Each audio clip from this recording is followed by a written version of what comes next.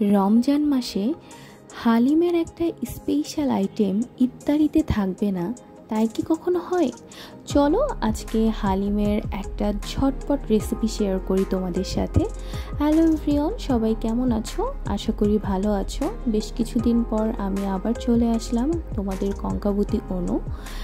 তো এখানে আমি হালিম মিক্সটা গরম পানিতে কিছুক্ষণ ভিজিয়ে রেখেছিলাম এবং সাইডে বেরেস্তা ভেজে নিয়েছি। তারপর বেরেস্তার 3 ভাগের 2 ভাগ দিয়ে খাসির মাংস এখানে 1 কেজি মতো আছে, সেটা ছোট করে কেটে নিয়েছিলাম ভালোভাবে ধুয়ে। তো সেটা আমি বেরেস্তার সাথে কিছুটা ভেজে নিচ্ছিলাম। তারপরে হালিম মিক্সের যে প্যাকেটটি আছে, এই প্যাকেটের মশলাটা সম্পূর্ণ দিয়ে দিতে হবে। তারপর হালিম মিক্সের প্যাকেটের মশলার সাথে মাংসটা খুব ভালোভাবে মিশিয়ে ভালোভাবে মাংসটা কষিয়ে নিতে হবে। আমি এখানে ভালোভাবে নেড়ে নিচ্ছিলাম এবং মাংসটা কষিয়ে নেওয়ার জন্য ঢাকনা দিয়ে ঢেকে দিব, যাতে খুব তাড়াতাড়ি মাংসটা সিদ্ধ হয়ে যায়।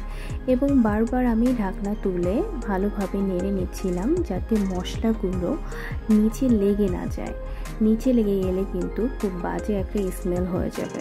তো এজন্য আমি বারবার চেক করছিলাম এবং ভালোভাবে নেড়ে দিচ্ছিলাম। মাংসটা খুব ভালোভাবে সিদ্ধ হয়ে গেলে আমি হালিম মিক্স যেটা আমি রেস্টে রেখেছিলাম গরম পানি দিয়ে ভিজিয়ে, সেটা দিয়ে দিব এবং মাংসর সাথে এখন খুব ভালোভাবে মিশিয়ে পরিমাণ মতো পানি ঢেলে দিব। এখানে আমি ভালোভাবে মিশাচ্ছিলাম, দেন পরিমাণ মতো পানি ঢেলে দিয়েছি। আবার কভার আপ করে এটা যতক্ষণ না ঘন হবে, পারফেক্ট রান্না হবে, ততক্ষণ আমি ওটা চাল দিচ্ছিলাম।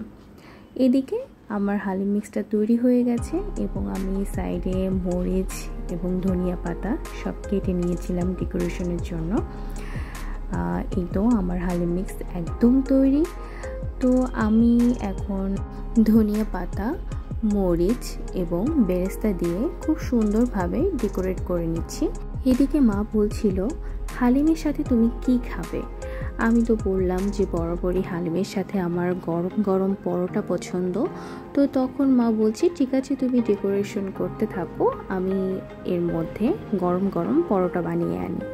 তো এই তো আমার হালিম মিক্স তৈরি। আমি এখানে বাটি করছিলাম সবাইকে সার্ভ করার জন্য। তো এইদিকে আমাদের গরম গরম পরোটাও রেডি হয়ে যাচ্ছে। এই রমজানে তোমরা কে কে ইফতারিতে হালিম তৈরি করেছো আমাকে প্লিজ কমেন্টে জানিও। আমি এখানেও বেরেস্তা দিয়ে ডেকোরেশন করছিলাম। আমার না সব খাবারেই বেরেস্তাটা খুবই ভালো লাগে। এই তো হয়ে গেল আমার ঝটপট হালিম তৈরি করার একটা রেসিপি। খুবই কম সময় লাগে হালিম তৈরি করতে। এদিকে মাও পরোটা নিয়ে চলে এসেছে।